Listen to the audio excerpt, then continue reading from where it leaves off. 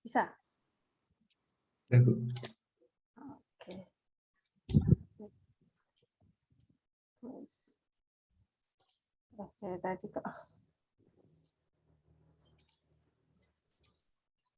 Kalau silabus ini Yoel bikin sendiri atau menyesuaikan dari sekolah? Kemarin sih pernah buat, terus katanya sesuaiin aja Mas sama yang sekolahnya gitu, Bu. Nah, terus sudah disesuaikan? Udah. Oke. Mungkin yang saya lihat yang ini aja ya. SLDV-nya aja. Koordinat kartesius. Ini dari semester 1. Iya, Bu. Sekarang semester 1 ya. Iya. Relasi fungsi persamaan garis lurus SPLDV. Ada pertemuan 1, diskusi mengumpulkan informasi mengenai penemu untuk mengenal penemu. Oh, ada gitu juga. Penemu PLDV, penugasan mengumpulkan informasi untuk mengenal penemu. Jawab misalkan masalah seharian berkaitan dengan persamaan linear. Mulainya dari persamaan linear ya, nggak langsung sistem. Iya. Di sekolah memang seperti itu. Iya, Bu, kemarin sudah tanya-tanya juga sama bapaknya, katanya kayak gitu. Oh, Kurang berarti mulai lebihnya dari persamaan dulu. Kalau udah baru SPLDV ya. sistemnya. Iya. Pertemuan kedua, memahami penyelesaian SPLDV. Nah, berarti ada yang lompat kalau menurut saya sih. Kalau pertemuan 1 itu kan baru persamaan linear. Ibu. Berarti yang kedua tidak langsung menyelesaikan menurut saya. Di sini harusnya sistemnya dulu. SPLDV itu apa? Ya walaupun ini ya, SPLDV kan suatu sistem, jadi dia terdiri dari minimal 2 persamaan atau 2 PLDV kayak gitu. Baru ya dalam satu pertemuan juga boleh sih. Jadi mengenal SPLDV dulu, baru yang kedua menyelesaikan. Jadi bisa di sini bisa ditambahkan ya. Jadi memahami konsep SPLDV dan cara penyelesaiannya. Kemudian pertemuan ketiga, mengumpulkan informasi untuk memahami penyelesaian persamaan linear dengan pecah.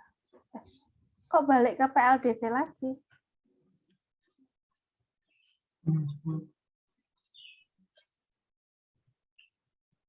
Mungkin SPLDV maksudnya Bu.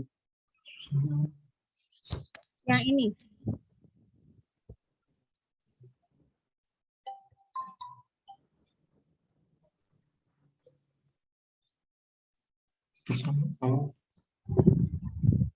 Itu maksudnya mungkin sistem. Kalau ini di sistem kan?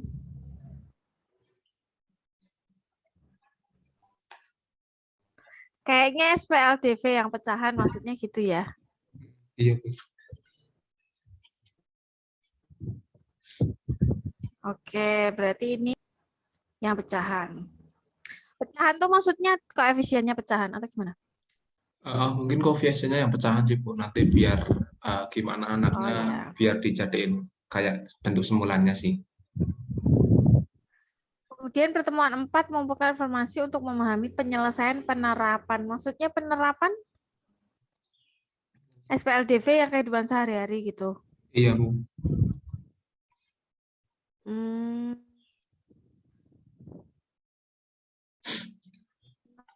Non-linear 2 variabel. Non-linear berarti yang gimana? Kuadrat gitu? Linear. Berarti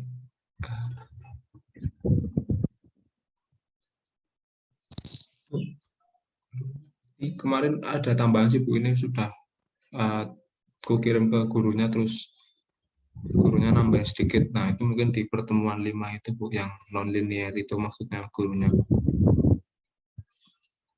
Nah, Sistem persamaan nonlinear itu yang seperti apa?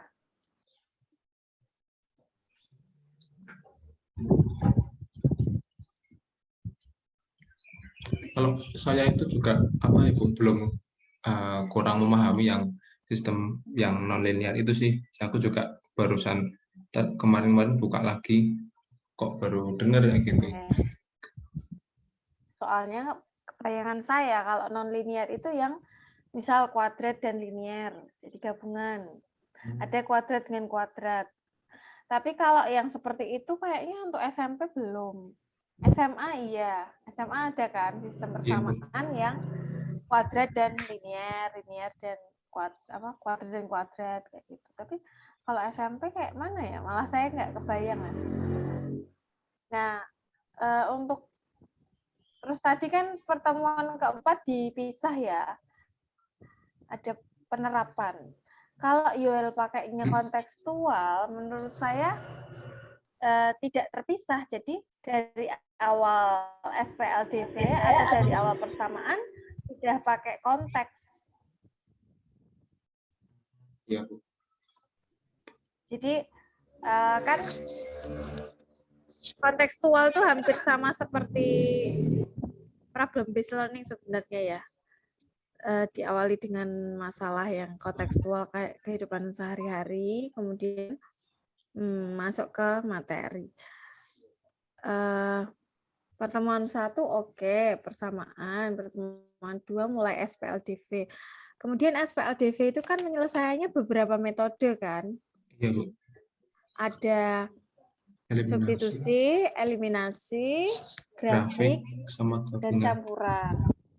Ya, atau gabungan. Nah, berarti kan ada 4 metode nih. Justru pembagiannya mungkin di situ, Yoel. Jadi pertemuan pertama PLDV ya, pertemuan kedua kan mengenal SPLDV itu yang seperti apa sih, dan memodelkan. Nah, jadi kalau ada suatu permasalahan kan perlu diubah ke bentuk matematik. Oh, bentuk SPLDV-nya kayak apa? Menurut saya itu pertemuan kedua. Baru pertemuan ketiga, misal kamu metode apa dulu nih? Mau metode eliminasi dulu sama bisa sih sehari 2 metode menurut saya. Jadi misal yang pertama eliminasi sama substitusi, terus pertemuan berikutnya gabungan dan grafik misalnya kayak gitu. Terus yang ke berikutnya yang bentuk pecahan. Jadi berapa tadi? 1 PLDV, 2 mengenal SPLDV sama memodelkan. 3 eliminasi dan substitusi. 4 gabungan dan campuran dan grafik. Ya, kalau mau ditambahkan 5 yang apa? Pecahan. Dan tambah latihan soal penyelesaian soal pemecahan masalah. Menurut saya itu udah banyak loh 5 pertemuan ya. Targetnya juga 5 aja itu nanti sama udah ulangan harian sih. Oh ya, kalau 5 udah ulangan harian berarti nanti bisa dipadatkan. Ya terserah sih. Misal 5 pertemuan, kemudian 1 ulangan berarti 6. 6 itu 3 minggu ya berarti. Seminggu 2 kali nggak? Seminggu 1 kali Bu kalau SMP itu. Masuk? Iya, banget. Cuma 2 jam pertemuan sih. Emang Pius itu emang 1 jam seminggu sekali doang Bu. Ya ampun lah, itu nenek 5 pertemuan wes satu bulan lebih. Iya. Tapi ya nggak apa-apa sih, Yoel. Toh ini masih semester 7 kan, kalau mulainya pertengahan Oktober atau Oktober. Oh, ini materi terakhir jadinya. Berarti bisa November dong, kalau ada 1 bab yang belum. 1 babnya mungkin udah jalan Bu. Mungkin tinggal menyelesaikan aja sih Pak gurunya itu pernah bilang. Oh gitu. Ya udah. Terus gurunya ngasih ini enggak? Saran misal berapa pertemuan gitu. Belum ngasih saran sih Bu untuk pertemuannya. Soalnya juga belum ketemu lagi sih anak-anaknya juga belum pernah. Nah, kalau ini Joel dapat dari mana? Apanya, Bu? 5 pertemuan ini. Pernah Silabus itu. pernah dapat pernah buat terus dikasih referensi juga dari gurunya. Mas coba ini apa? Guru Eh, mana? gimana Bu? Guru Guru ya di dari mana? Pius itu juga sih bapaknya itu. Oh, sama. Heeh. Oh, gitu. Jadi kalau saran dari saya untuk silabus ini ya, metodenya tadi perlu ditambahkan. Kan belum muncul di sini. Sama yang non-linear tadi dikonfirmasi lagi ya. Maksudnya yang seperti apa? Atau jangan-jangan memang SMP sekarang sampai sana kan saya belum update ya. Oke. Sekalianlah Kak isi lembar validasinya ya.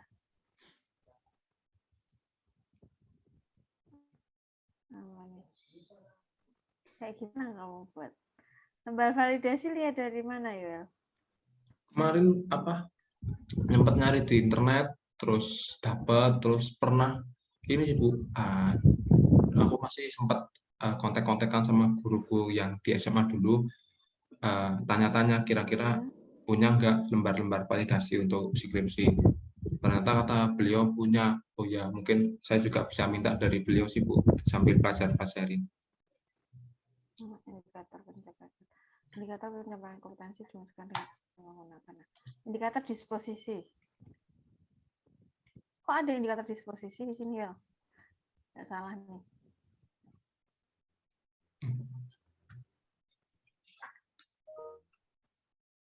Berarti nggak usah dikasih ya Bu, kalau RPA silabus Kalau itu di ya? silabus emang ada. Tadi kayaknya nggak ada kan? Nggak ada sih. Iya, makanya. Berarti ini harusnya nggak ada, Yoel. Oh, Indikator pemecahan masalah juga nggak nampak di silabus. Kalau menurut saya di silabus itu yang penting kayak komponen sesuai K13 tadi oke ya. Nomor 1 kelengkapan oke. Penyusunan terurut oke. Indikator pencapaian kompetensi ada. Terus kayak jumlah pertemuannya cukup nggak? Waktunya gimana? Materi kegiatan oke, penilaian alokasi waktu. Nah, sumber udah sih. Berarti yang harus yang ini. oh iya Bu. Yang disposisi sama masalah gitu.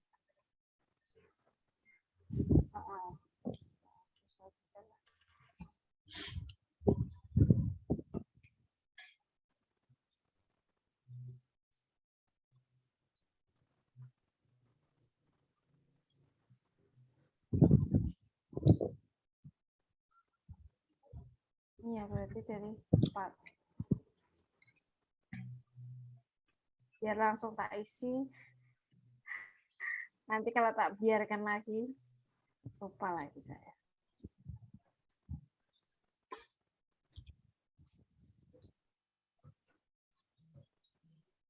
Udah ya, nggak genap nggak apa-apa. Langsung tak isi aja.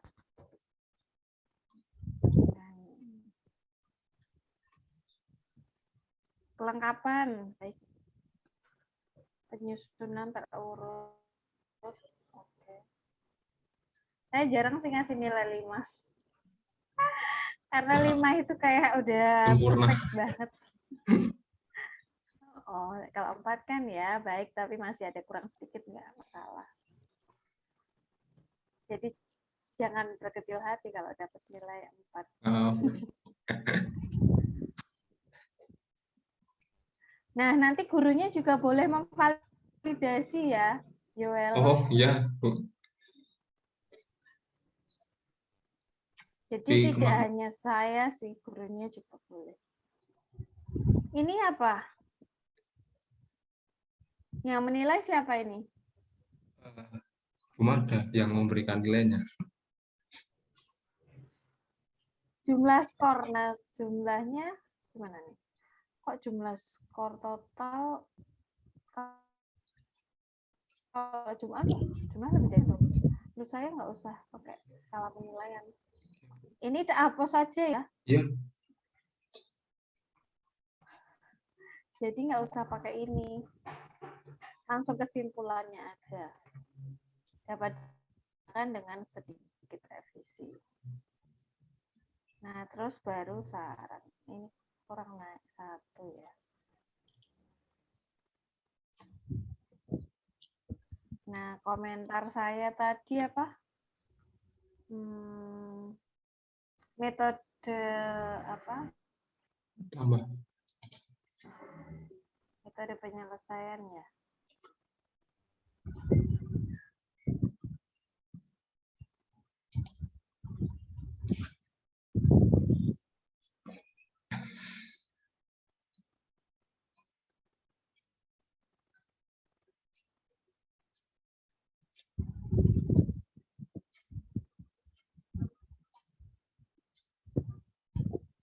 SPLDB perlu ditambahkan.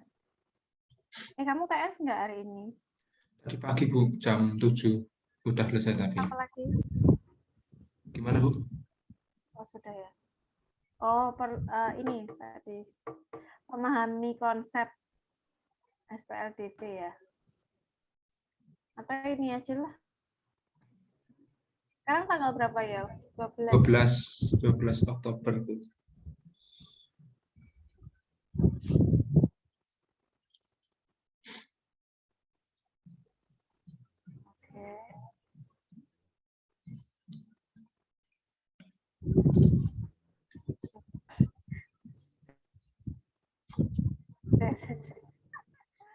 Oh,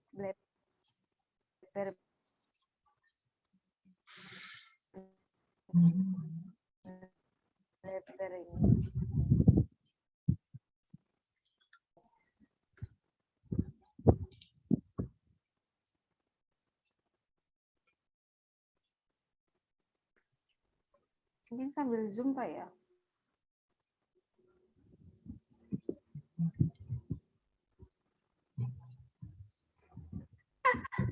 Baik.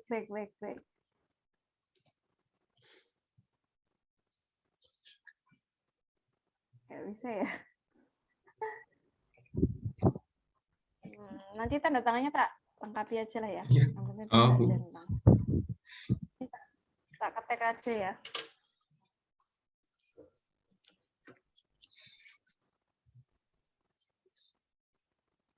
Gurunya kenalanmu dari mana sih ya?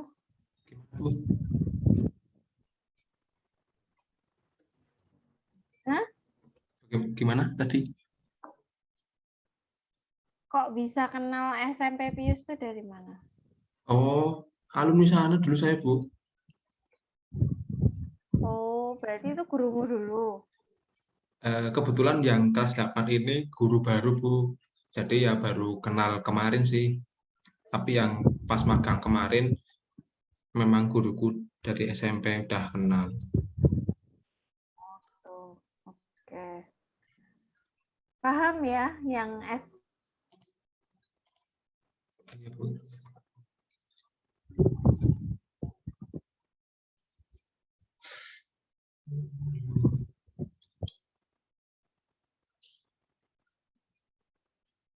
Nanti biar kamu tanyakan dulu, konfirmasi ke gurunya.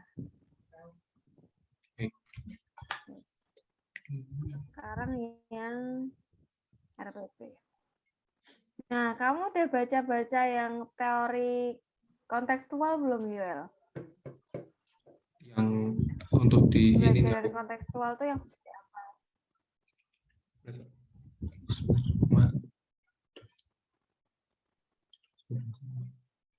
Udah sih Bu, kemarin Pak sempat nyari kayak sintaks pembelajarannya sih di internet, sistem pembelajaran kontekstual.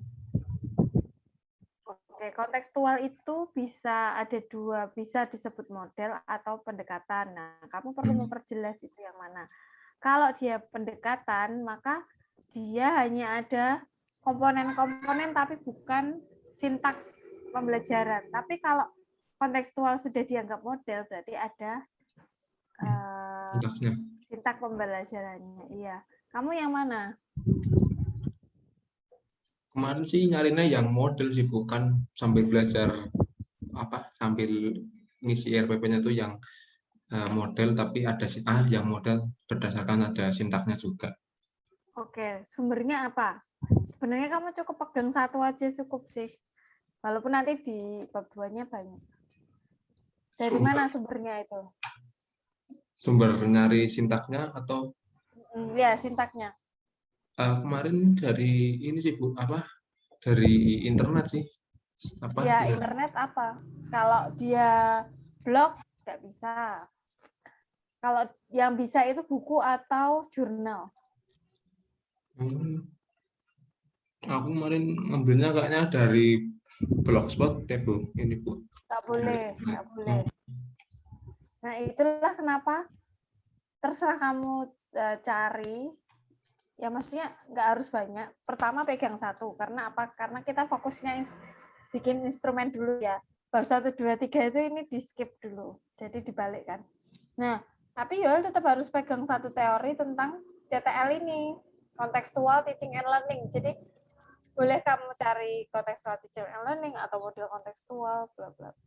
Nah, terus kamu pegang satu teorinya aja dari buku atau jurnal. Nah, untuk pegangan nanti membuat RPP ini, kalau dari Blogspot itu nggak boleh. Nah, besok kamu akan kesulitan di bab 2-nya dong. Nah, itulah kenapa paling nggak pegang satu. Oke, sementara kita pakai ini nggak apa-apa. Tapi nanti Yoel harus cari berdasarkan buku atau jurnal ya, jangan web-web kayak gitu. Kemarin udah. Indikator. Oke. Berarti saya lihat yang 3 dan 5 ya. 3 dan 4.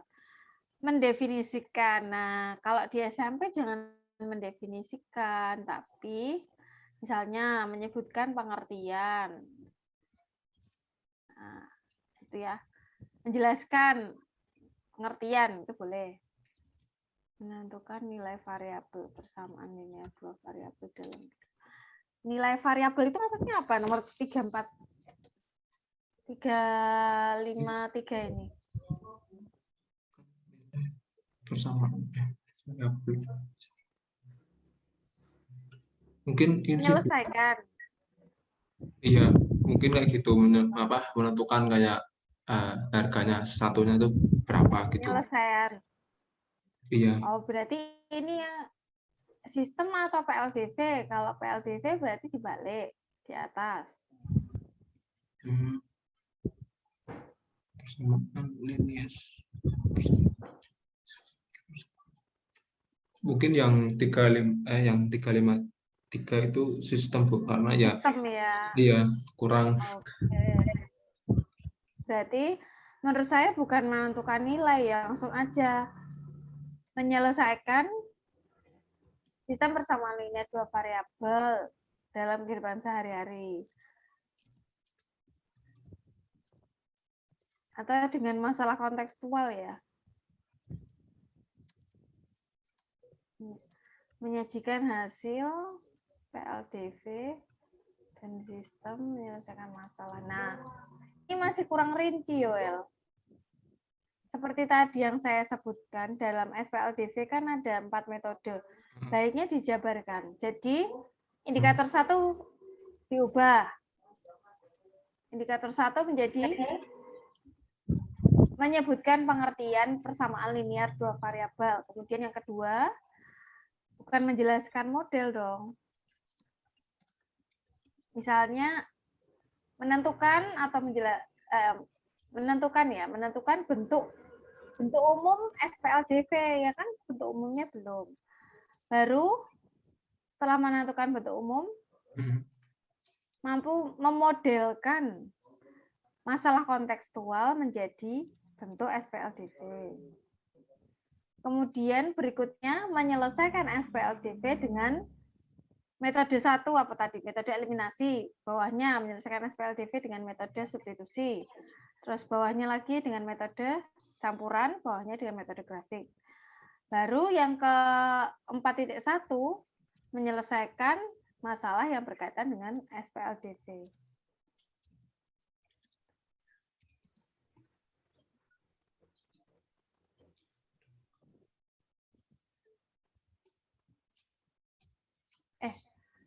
Ya. Ini ini agak rancu. Ini memang masalah kontekstual ya. Di KD-nya emang 3.5 kayak gitu bunyinya. Bu. Oh, ya udah seperti itu aja. Jadi ada berapa tadi? 4, 6 ya, sekitar 6. Indikator yang 3 titik itu, Bu. Ya. Yang tadi yang pertama itu ada menyebutkan pengertian Kan pengertian PLDV, terus baru bentuk umum SPLDV, ya. terus metodenya ada 4. Ya Oh, berarti kan 6. yang ketiga Terus itu yang memodelkan dulu ya, Bu. -a. Terus yang ke 7 4, ya berarti. iya 4, 5, 6, 7 itu metodenya ada 4 ya, Bu. Eliminasi, substitusi, grafik sama gabungan. Oke. Ya, berarti tujuannya juga ganti toh, bertambah maksud saya. Ini menyesuaikan dengan yang indikator tadi ya. Iya. Nah, terus kok materinya ada Diopantus? Menurut saya materinya nggak usah Diopantus. Materinya yang langsung PLDV itu apa, terus SPLDV bentuk umum, terus memodelkan, terus metode tadi ada 4, terus menyelesaikan.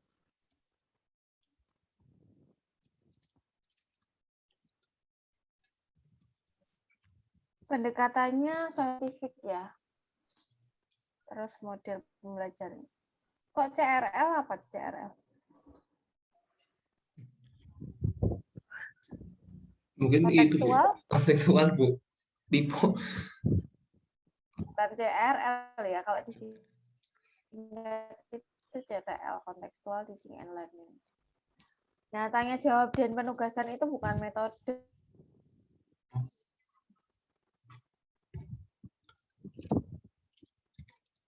Itu bukan model itu ya. Ini enggak, ini bukan di model. Medianya apa? Buku, PowerPoint, LCD, Android. Sumber belajar buku. Ya kalau sumber belajarnya buku berarti medianya bukan buku dong. Medianya ya itu aja. PowerPoint atau apa. Video apa. Sumber belajar itu bukan internet. Internet itu adalah sarana yang kamu pakai untuk mencari sumbernya. Langkah pembelajaran kok ada memahami dan menerapkan pengetahuan. Memang gitu ya kalau di sekolah. Iya, Bu, kemarin. Nah, ada orientasi, apersepsi, kegiatan. Inti, tahap konstruktivisme, inquiry, penutup. Nah, apakah dalam kontekstual itu hanya ada 2 kegiatan? Kalau kamu tadi kan bilang kontekstual adalah model. Nah, kalau model itu harus langkah pembelajarannya di sini, Yoel. Iya, Bu. Dituliskan di RPP-nya. Apa cuma 2? Konstruktivisme dan inquiry. Enggak sih, Bu. Mungkin kurang nulisnya kemarin yang dari Blogspot itu kalau nggak salah ada 4 apa 5 gitu, Bu. Itu yang sempat Harus aku sesuai cari. itu. Iya, nanti kesesuaian. Kemudian ini guru menjelaskan secara umum SPLDV. Enggak dong. Guru tidak menjelaskan. Ya, kita mulainya dari sini nanti di CTL-nya itu. Nah, mungkin diawali itu biasanya ya menjelaskan tujuan. Hari ini kita mau belajar apa. Kemudian apersepsi ya mungkin kalau PLDV mulainya dari apa?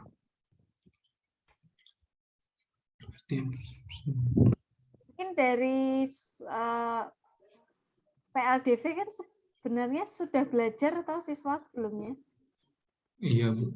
Dibentuk aljabar. Nah, bisa mengulang di situ. Jadi di sini kan ada persepsi untuk mendorong rasa ingin tahu, siswa diberikan informasi mengenai cara menentukan banyak tiket konser yang terjual sesuai dengan permasalahan yang ada di halaman 5. Nah, ini baiknya ditulis aja permasalahannya. Oke, kamu boleh ngambil dari buku, tapi baiknya permasalahannya dituliskan di sini ya, Yoel. Iya. Terus ini tadi kegiatan inti perlu diperbaiki sesuai dengan sintak dari CTL. Lalu tahap konstruktivisme tidak guru mengutarakan kompetensi tujuan. Tujuan itu di bagian awal dong, bukan di inti. Ya enggak? Ya, Bu. Guru bersama siswa untuk mengidentifikasi analisis observasi. Ini apa?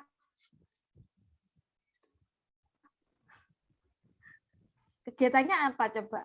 Mengidentifikasi, analisis, observasi. Di kelas Joel ngapain? Pasti kemarin itu ya kayak apa? Menganalisis identifikasinya yang ada di ini, Bu. Apa SPLDV-nya gitu sih. Kan pertemuan pertama belum SPLDV, masih persamaan linear.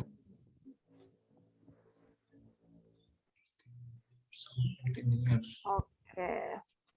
Jadi saya lihat RPPMU itu belum gimana ya? Kalimatnya itu tidak langsung bisa diterapkan gitu loh. Kayak ini, guru mengarahkan, mengeksplorasi, menuntun, mengevaluasi, dan generalisasi. Caranya gimana?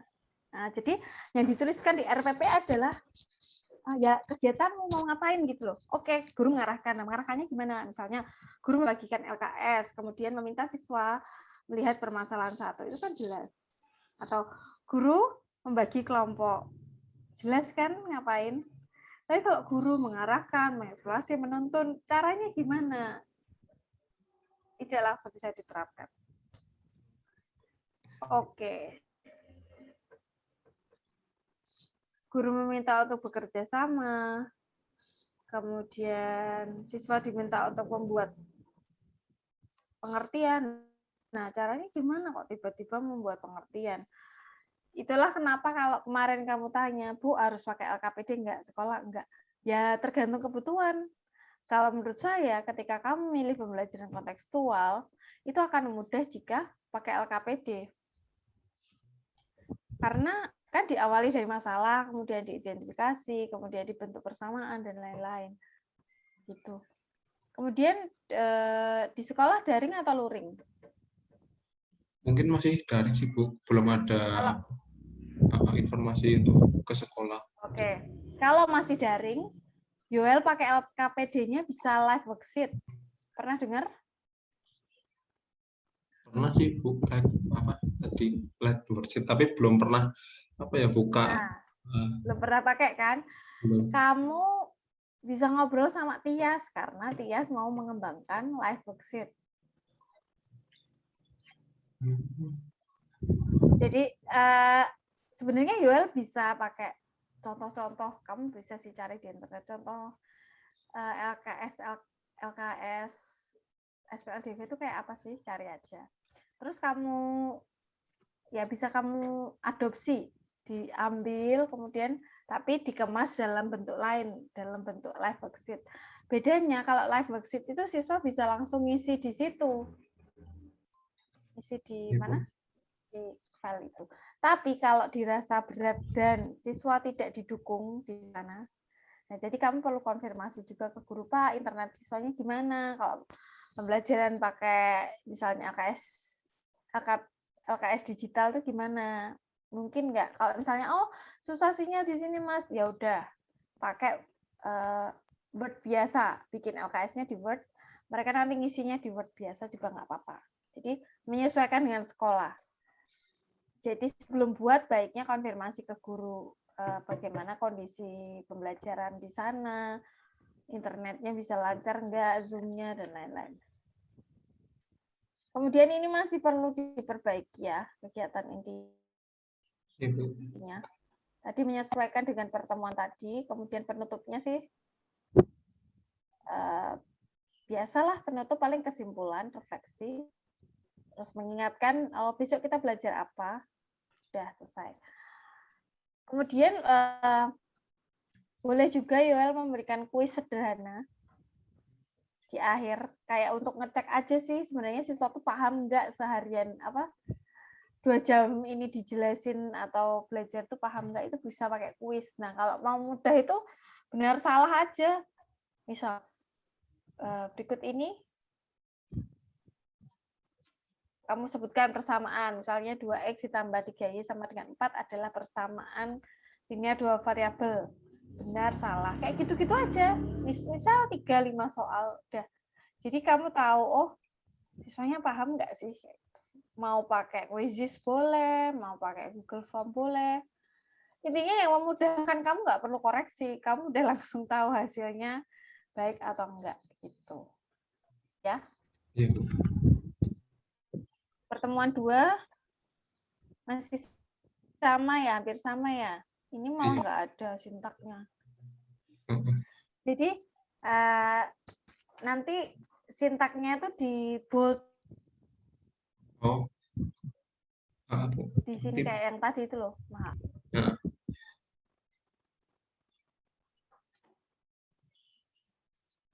Oke, ini masih secara umum ya, masih mirip-mirip kan? Kopas dari pertemuan 1. Oke, kemudian penilaiannya.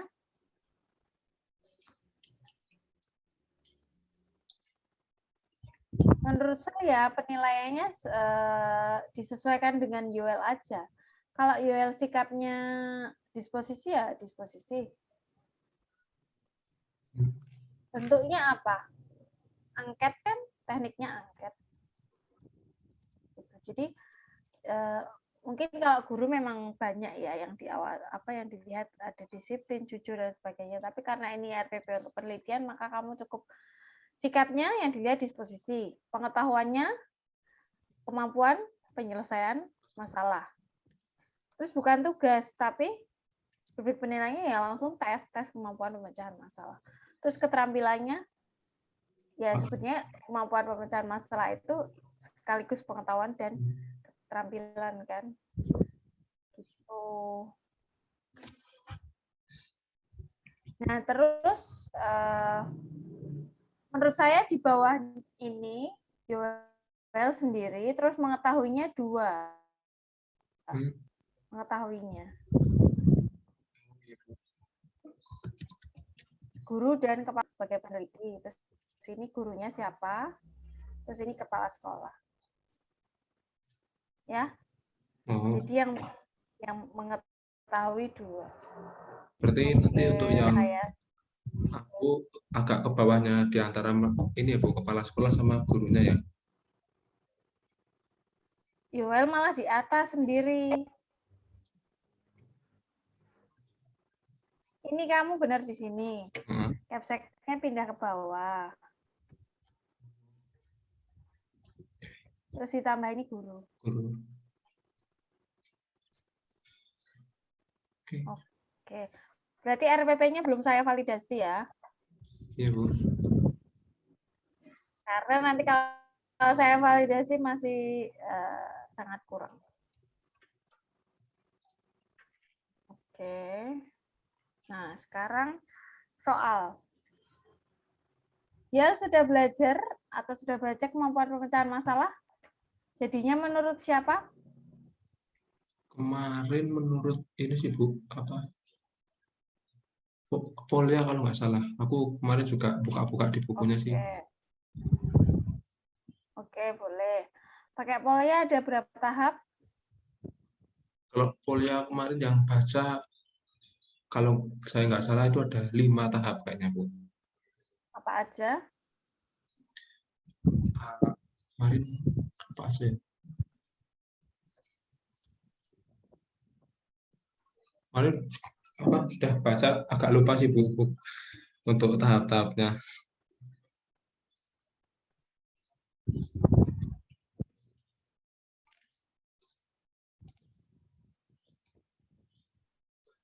Sebentar ya.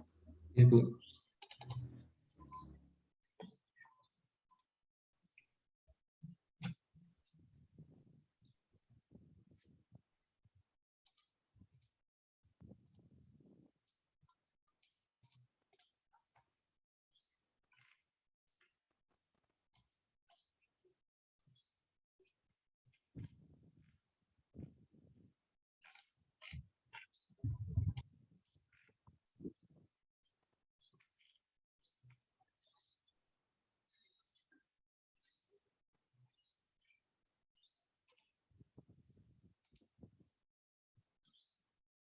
Gimana? Sorry. Ada 4 atau 5? Seingat saya kok 4 ya. Ada 4. 4 kan? Iya.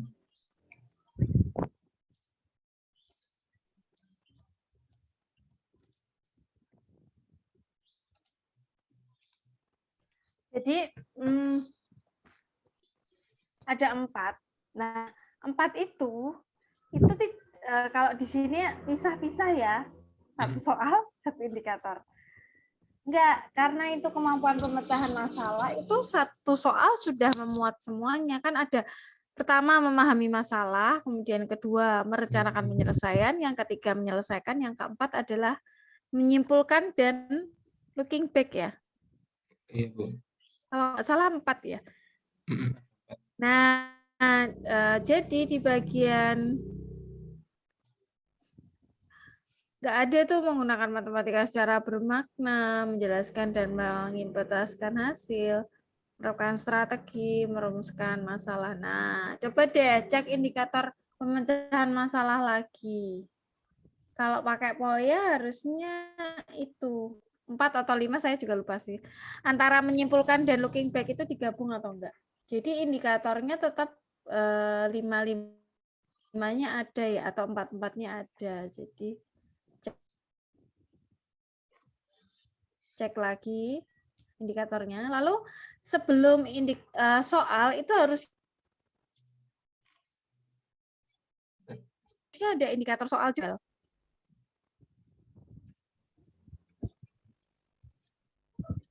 Kemudian ada soalnya, lalu nomornya. Ini urut nggak? Nomor 1, 2, 3. Letak soalnya urutannya. Urut nggak? Urut kemarin buku buatnya. Oke.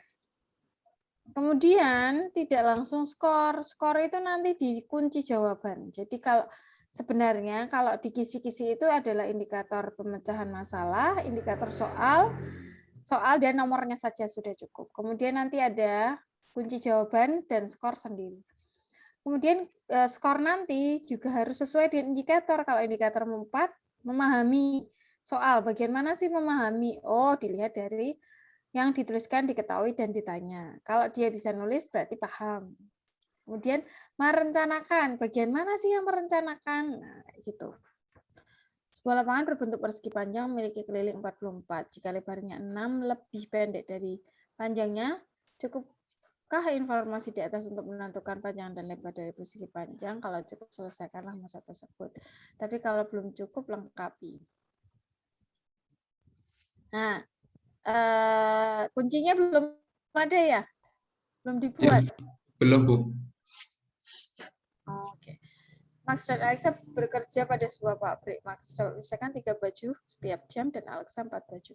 Jumlah jam kerja adalah 16 sehari dengan jumlah baju yang dibuat oleh keduanya adalah 55. Jika jam kerja keduanya berbeda, tentukan jam kerja mereka masing-masing. Pak Ijam beli 4 buku tulis dan 3 pulpen, harus membayar ini. Jika Pak Ijam beli 2 buku tulisnya, Pak Ijam harus membayar. Tentukan harga 1 lusin pensil dan setengah lusin penggaris adalah 66, seperempat lusin pensil dan 1 lusin penggaris. Oke, kalau kita bicara lusin, biasanya bukan untuk penggaris dan pensil ya. Biasanya kayak apa sih? Piring, gelas. Ya. Jadi mungkin menyesuaikan aja ya, kalau kamu mau pakai lusin mungkin barangnya bukan pensil dan penggaris. Selisih umur ayah dan anak perempuannya adalah 32 tahun, sedangkan 5 tahun yang lalu jumlah umur mereka ini. Oke. Nggak masalah.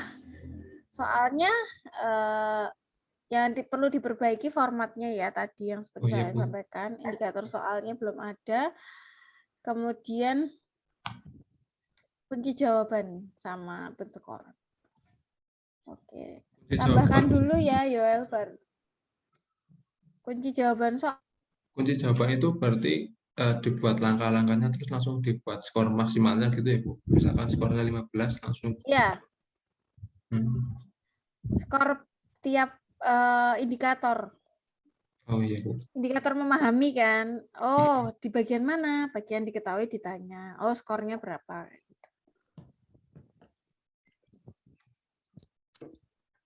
Oke? Iya, Bu.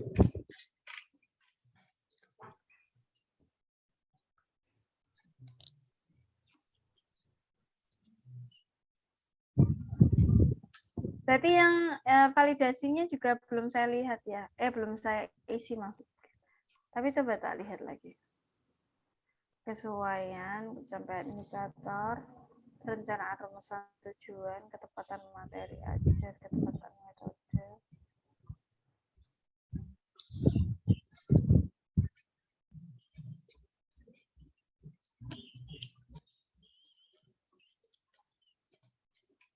Nah, coba dilihat dari indikator dari validasi RPP. Tahap 1, pembelajaran diawali dengan modeling. Padahal di RPP-mu nggak ada, Lil, ya enggak. Iya, Bu. Ya nanti RPP-nya nggak valid. Jadi harus ini. Oh, dan oh ya, pembelajarannya dengan model kontekstual ya. Kemudian ada tahap 2 inquiry, tahap 3 questioning, tahap 4 learning community, konstruktivisme, reflection, authentic assessment. Nah, ya harus ada itu. Tahap 8 kejelasan perencanaan kegiatan terhadap peningkatan disposisi. Loh, maksudnya gimana? Yang tahap 8 itu, Bu. Tahap 8 apa? Tahap 8 itu kayaknya aku ini sih apa menjabarkan tentang disposisi matematisnya sih, Bu, itu, Bu. Mungkin nggak usah menjabarkan, misalnya gini aja. Pembelajaran dapat mengembangkan kemampuan pemecahan masalah, terus nanti di bawahnya lagi pembelajaran dapat mengembangkan disposisi matematis. Nah, terus disposisi kan banyak banget toh. Ada rasa percaya diri, fleksibel, gigih, ulet, rasa ingin tahu, melakukan refleksi, menghargai, dan lain. Nah, karena banyak, Yoel bisa membatasi mau pada aspek yang mana. Ya kan? Karena banyak banget. Jadi kamu bisa pilih 2 atau 3 gitu udah cukup menurut saya. Jadi nanti kamu lihat lagi ya mau pilih yang mana. Kejelasan perencanaan, kesesuaian, kejelasan penggunaan alat dan sumber keterangan. Skala nggak usah ya, skala nanti dihilangkan Ya. juga. Oke. Kemudian lembar validasi soal.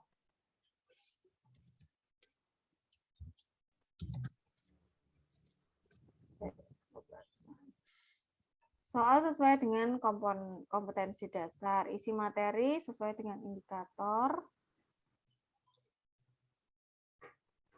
isi materi yang ditanyakan sesuai dengan indikator, kejelasan batasan pertanyaan, isi materi. Kok isi materi sih? Mungkin langsung soal dapat membangun apa gitu. Ini bukan isi materi ya, karena kan soal kan ini. Ya enggak? Pertanyaan butir menggunakan kata tanya. Menggunakan ukuran huruf dan mathematical equation. Tampilan gambar. Tadi nggak ada gambarnya deh. Ya nggak? Ya, Bu. Oke.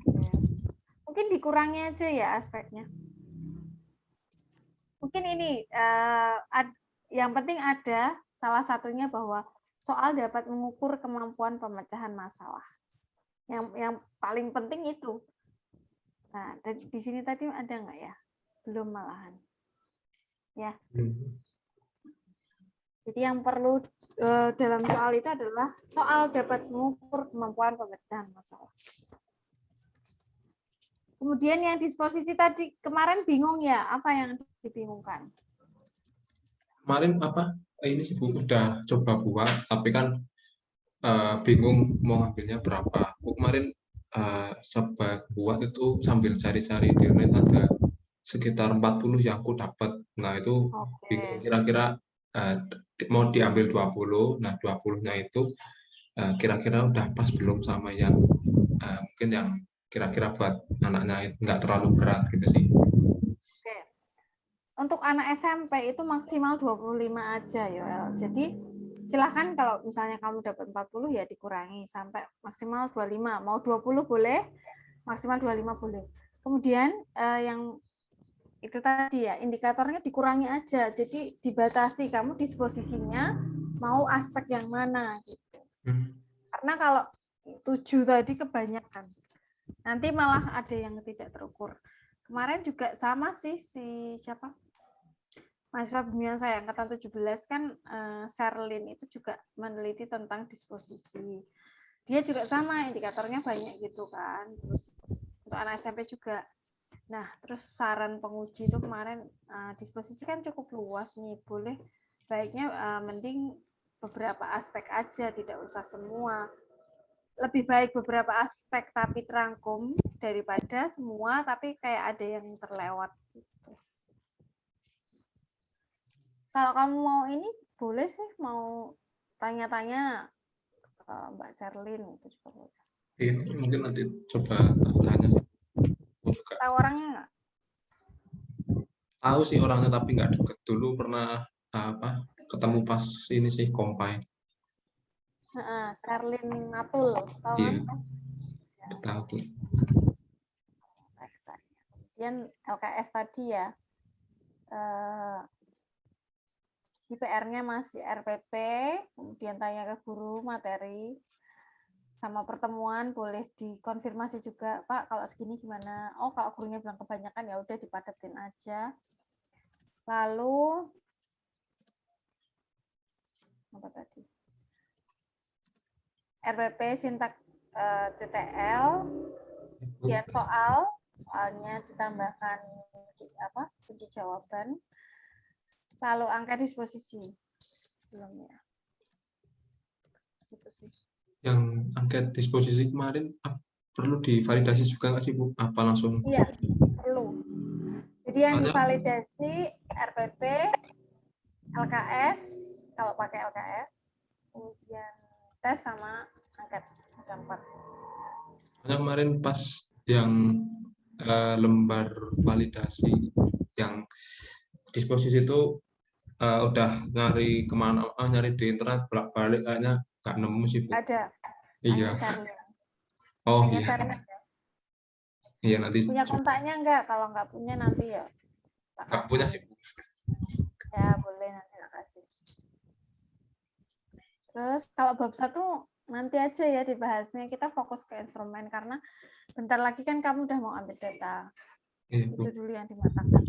Dan tadi teori CTL tadi ya masih PR juga. Oh iya. Konteks ya sintak dari contextual teaching learning tadi harus jelas dulu sumbernya supaya nanti untuk pegangan kamu. Sama pola tadi diperjelas ada 4 atau 5 indikator. Kalau yang pola tadi sudah sempat buka, ada 4 sih Bu. 4 ya? Iya. Ya. Tapi nggak sesuai sama punyamu tadi kan? Oh iya. Yang apa ya tadi yang nggak sesuai? Makna matematika apa ya? Mana sih? Kisi-kisi ya.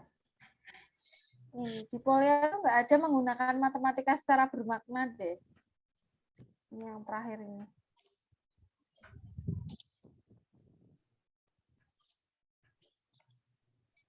Oke. Itu ya, Yoel. Iya, Kalau Bu. ntar udah Nanti yang ini belum ke guru ya. Setelah kamu perbaiki, kamu konsultasi dengan saya dulu. Terus kalau udah saya validasi, kamu kasihkan ke guru untuk validasi juga. Tapi yang ngajar kamu kan? Iya, Bu. Loh, kamu kan PLP di situ, kok belum kenal sama anaknya? PLP beda guru sih, Bu. Jadi yang dipegang aku tuh kelas 7 cuma satu kelas sama 9, kelas 9. Lah ini yang buat ini kelas 8, jadi nggak ketemu sama sekali. Oh, kenal ya. Oh ya udah. Iya. Oke, gitu aja. Ada pertanyaan?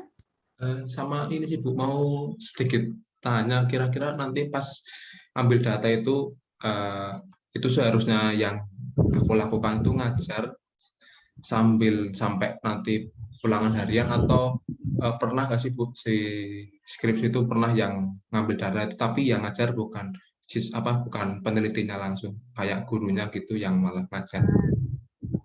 Ada dua memang. Boleh kamu yang merancang, gurunya yang ngajar. Ya. Yang kedua boleh kamu yang merancang dan kamu yang ngajar. Ada dua, ya ada plus minus. Kalau guru yang ngajar kan kayak siswa udah terbiasa sama gurunya, terus. Yeah. Tapi negatifnya mungkin gurunya tidak sesuai dengan RPP yang kamu buat. Karena kan dia nggak bikin nih. Yang bikin UL kan. Oke, mungkin dia udah baca, tetapi yang dia lakukan tidak seperti RPP yang kamu buat, bisa jadi. Yeah. Itu kayak kemungkinan terburuknya gitu. Yeah. Kalau UL yang ngajar, positifnya adalah kamu yang menguasai karena kamu bikin sendiri kan, kamu mengajar sesuai dengan RPP. Tapi negatifnya bisa saja siswanya kurang kooperatif. Jadi kayak diajar UL tuh kurang misal biasanya dengan gurunya aktif dan lain-lain, tapi dengan orang baru jadi kurang aktif, atau malah sebaliknya siswanya jadi antusias juga bisa jadi. Jadi tergantung siswanya sih, bisa dia lebih antusias karena guru baru atau dia jadi kurang semangat. Tapi kalau menurut saya, kalau gurunya boleh, mending kamu ngajar sendiri. Kalau gurunya boleh loh ya. Kalau gurunya Mas nggak bisa, harus saya ngajar, ya udah. Itu kira-kira misalkan gurunya ngajar, nanti ada kayak efek pas sidang nggak sih Bu? Kira-kira sempat pernah ada paling pengalaman? ditanya yang ngajar siapa, gurunya, kenapa, gitu aja sih. Alasannya kenapa nggak kamu sendiri yang ngajar, ya paling gitu. Oke. Kenapa? Kan udah pernah PLP, ngajar lagi. Iya sih Bu, udah pernah, tapi kemarin ditawarin gurunya langsung, gimana Mas mau ngajar apa nanti saya ngajar, soalnya kan takut barangkali malah siswanya udah terlanjur kayak udah seret sama bapaknya, terus nanti tiba-tiba ada aku malah ada apa gitu. Jadi ya udah, nanti tak pikirin lagi Pak, barangkali nggak boleh sama dosen pembimbing atau yang lain, soalnya kan ini skripsi kayak gitu. Oh gitu. Jadi ya pertimbangannya itu sih, kalau gurunya yang ngajar bisa saja tidak sesuai dengan skenario. Ya.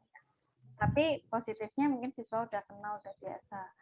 Kalau kamu yang ngajar, kemungkinan besar sesuai karena kamu yang buat. Tapi ya tergantung siswanya bisa kooperatif, bisa enggak. Tapi kalau boleh milih, kamu yang ngajar tetapi didampingi guru nggak apa-apa. Jadi guru misalnya Zoom, ikut Zoom juga nggak apa-apa. Biasanya kalau ada gurunya siswa lebih kondusif sih, ya Kak? Iya. Daripada tanpa guru. Kan kemarin PPL pasti gitu kan, kalau pas ditungguin gurunya kayaknya lebih anteng. Kalau enggak, mungkin kayak ditanya nggak jawab-jawab, kan gitu. Iya, kemarin juga. Tapi mungkin pas pertemuan pertama Ibu, kalau udah kenal ya kayaknya udah bisa nyaman gitu sama anak-anak. Cuma saya sih dulu di kelas 9 sama kelas 7-nya. Ya udah gitu aja. Ngajar aja nggak apa-apa.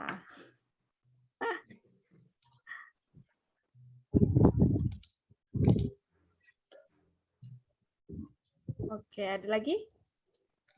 Itu dulu sih Bu yang masih penasaran, boleh enggak kira-kira? Ya, kalau ditanya boleh enggak, boleh. Kamu yang buat, kurang ajar. Ya, dipertimbangkan aja plus minusnya tadi. Ya udah Bu, gitu dulu Oke. sih kalau dari saya. Ya, segera diperbaiki ya instrumennya. Terus Oh kalau iya, udah nanti diperbaiki, nanti kita ketemu lagi. ya sama mau minta nomornya itu sih mungkin buat tanya validasinya Ibu. Ya, oke, bisa. Nanti saya kirim ke WA. Oke. Oke, gitu dulu ya. Ya, Ya, makasih ya Bu. ya sama-sama. Selamat sore. Sore Bu.